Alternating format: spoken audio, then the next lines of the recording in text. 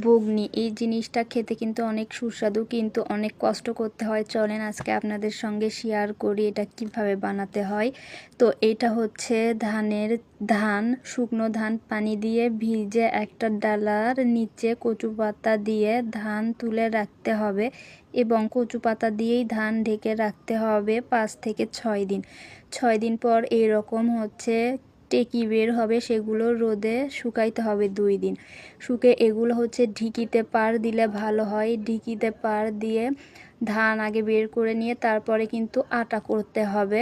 তারপর তুষগুলো ঝেড়ে আটা আর তুষ আলাদা করতে হবে। তো আমাদের এখানে ঢেকি পাওয়া যায়নি, এই জন্য পাটাতেই পিষতে বসেছিল। পাটাতে পিষতে কিন্তু খুব কষ্ট হচ্ছে। এখানে আমার দুইটা নানি পিষতেছিল আর আম্মু ওখানে এই যে আটাগুলো চালতেছিল। এখানে কিন্তু এটুক আটা হয়েছে, আরও আছে, আবার পিষতে হবে, এগুলো আবার সুন্দর করে চালতে হবে। দেখেন এগুলো কিন্তু ধান থেকে গাছ বের হয়েছে, টেকি যাকে বলে। এগুলো দিয়ে কিন্তু এইটা খেতে যতটা সহজ ততটাই কিন্তু অনেক কষ্টকর বানাইতে।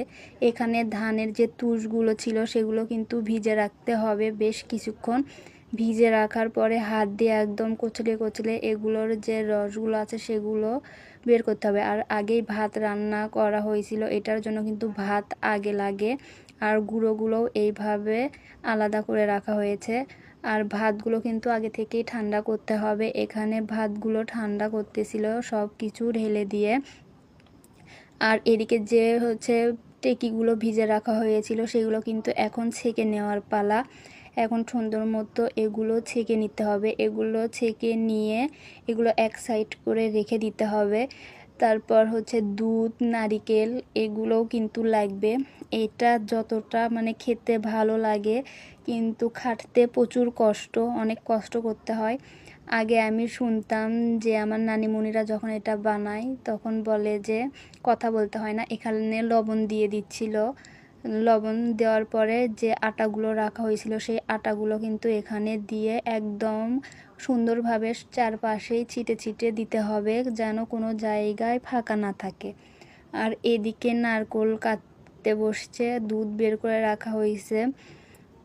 তো আপনারা হচ্ছে ঢেকিতে এই চালটা মানে ধানটা পার দেওয়ার চেষ্টা করবেন যদি কখনো খান। খেতে কিন্তু অনেক ভালো লাগে। এটা গ্রামের গঞ্জের কিন্তু খুব ফেমাস একটা খাবার। আমার খেতে খুব ভালো লাগে। আর এখানে নারকেল থেকে একটা শাঁস বের হয়েছিল, সেগুলোই আমি খাচ্ছিলাম। এখানে কিন্তু একটা পুরো নারকেল আর একটা নারকেলের অর্ধেক ছিল। দুধগুলোও কিন্তু জাল দেওয়া হয়ে গেছে। এখন নারকেল দিয়ে ভাত মেখে মাখতেছিল। এই ভাতে কিন্তু যে আটাগুলো রাখা হয়েছিল সেই আটা দিয়েই মেখে রাখা হয়েছিল। তারপর এখন হচ্ছে ভাতগুলো 2টা পাতিলে নেওয়া হবে, কারণ একটা পাতিলে কিন্তু আটবে না।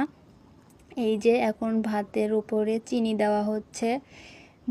2টা ভাতের পাতিলেতেই চিনি দিয়ে তার উপরে কিন্তু এখন দুধ ঢেলে দিতে হবে। দুধ ঢেলে দেওয়ার পর আমরা ওই তুষ থেকে যে পানিগুলো রেখে দিয়েছিলাম একদম ঘন, সেই ঘন পানিটুকুই দিব, এর বেশি কিন্তু দিব না।